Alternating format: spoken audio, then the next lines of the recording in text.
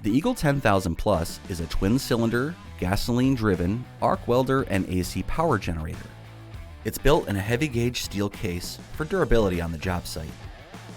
The front of the machine includes 3 receptacles for connecting the AC power plugs.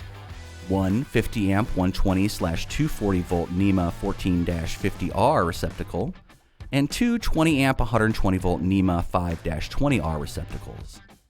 The circuit breakers protect the receptacles from current overloads. Reset the breakers if necessary. To begin, start the engine.